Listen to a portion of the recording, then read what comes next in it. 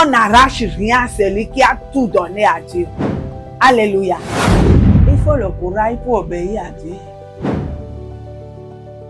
Quand Dieu dit à Abraham, lève-toi et va où je te montrerai, il fallait un courage.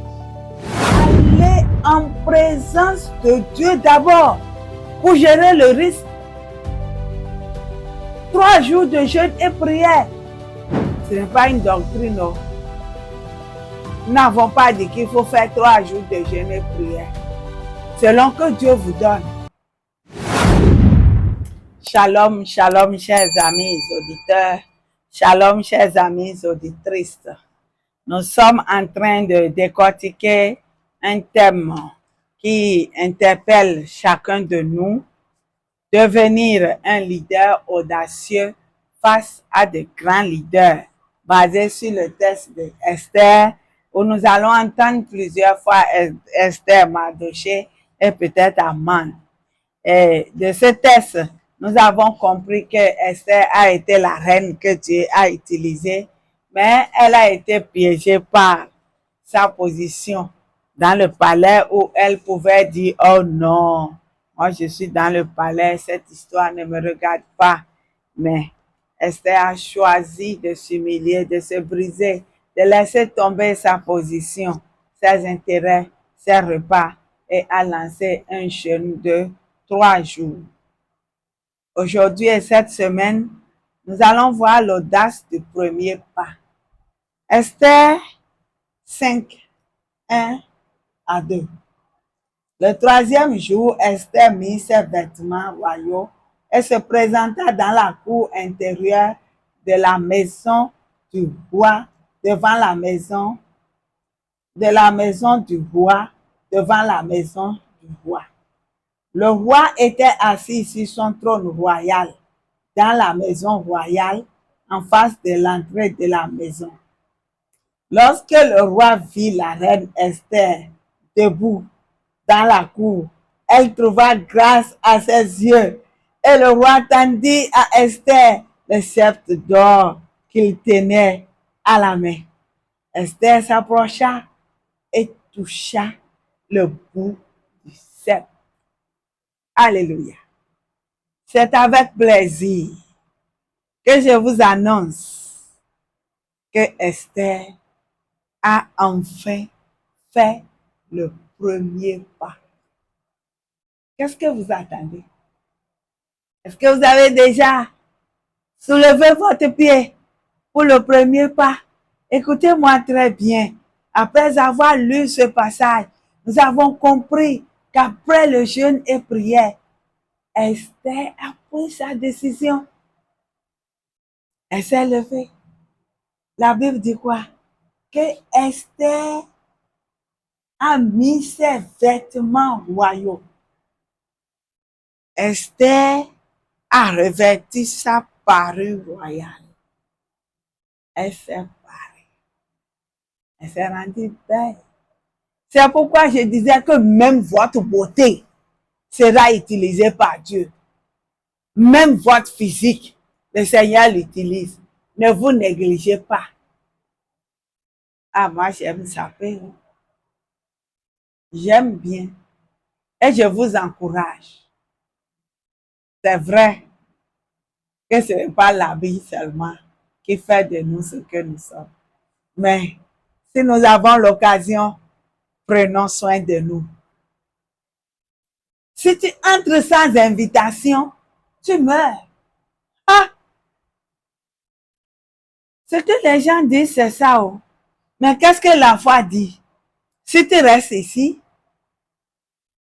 si je reste ici, mon peuple meurt. Il faut choisir entre la loi et la foi. Esther a choisi quoi? La foi. La loi lui a dit quoi? Esther, écoute bien, la loi te parle. Si jamais tu entres dans la maison du roi sans invitation, tu meurs. La foi qui est née pendant le jeûne et prière, la force, le courage, vient de quoi? Si je reste ici, mon peuple meurt. Esther s'est levée et est allée devant le roi. Avant d'aller, elle s'est bien parée. Il faut que le roi la reconnaisse, qu'il sache que c'est la reine qui vient. Il faut que le roi sache que ça, c'est Esther. C'est ma belle reine. Alléluia. Est-ce que tu es beau? Moi, je suis belle. Je suis belle. Alléluia. Je suis belle. Si vous n'aviez pas entendu cette déclaration, vous l'entendez aujourd'hui. Est-ce que vous pouvez me dire que vous êtes beau? C'est le Seigneur qui nous a créés. Et Esther est partie avec ce que le Seigneur lui a donné. Sa beauté, sa foi, sa confiance en Dieu. Elle va. Et là, son courage ne l'a pas fait négliger ce qu'elle est. Elle s'est présentée avec dignité, respect et excellence. Son Excellence, la reine, apparaît devant le roi. Et là, elle a pu vaincre la paralysie de quoi? On dit souvent, ils ont dit, on a dit, la rumeur, ce que les gens disent. Le roi est imprévisible. Ah, c'est parce que vous ne le connaissez pas.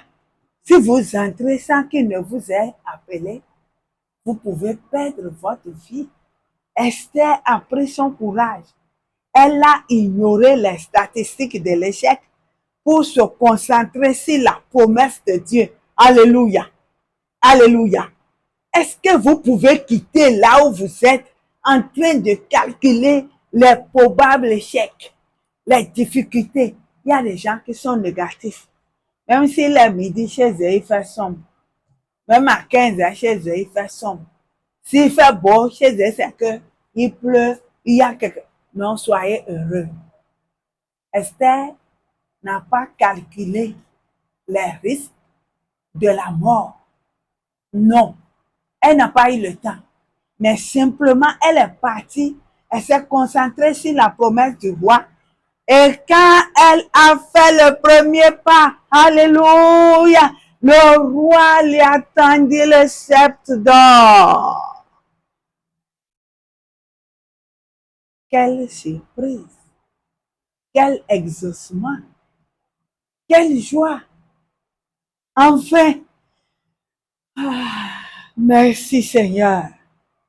Esther pouvait inspirer et dire, Seigneur, tu es fidèle. Le roi attendit le sceptre. Dieu attend seulement que nous puissions faire le premier pas, le mouvement du premier pas. Dieu veut voir notre foi. Il veut simplement voir notre décision. Il veut simplement savoir ce que nous avons choisi. Quel est ton choix? La vie, c'est un choix, hein? Si quelqu'un choisit d'échouer, vous pouvez aller l'attacher, le prendre, le mettre sur la tête. Il va descendre pour échouer. C'est pourquoi je disais un jour, laisse l'autre et vas-y. S'il ne veut pas avancer, pars, laisse-le et avance. Esther n'a attendu personne. Elle n'est pas allée avec une de ses servantes, ni avec quelqu'un. Elle est partie avec sa foi. Et le roi l'a accepté. Tout déblocage était là. Tchac, c'est fini. C'est fini. Esther a été accueillie. Je voudrais en ce jour dire, chers amis auditeurs, s'il y a des blocages, des pensées négatives, des défis qui vous dominent, s'il y a des choses qui vous ont fait perdre la foi, pensez à vous rapprocher à Dieu. Demandez-lui de nouvelles forces. Allez vous ressourcer. Recevez la foi et faites le premier pas. C'est pourquoi je déclare en ce jour que tout blocage dans votre vie prend fin au nom puissant de Jésus-Christ. Shalom à vous, chers auditeurs. et passez une agréable semaine dans la grâce du Seigneur, tout en espérant le sous-titre prochain pour la continuité de notre thème. Au nom de Jésus-Christ. Chers amis, mes sœurs, soyons sages. Les hommes, si vous voulez, soyez sages aussi. Je ne le refuse à aucun homme. Mais si la femme s'est demandée, elle l'obtiendra toujours. Ça, c'est une grâce. Et je dis souvent que les hommes, nos maris, c'est nos dieux donnés. Soyez bénis, chers maris.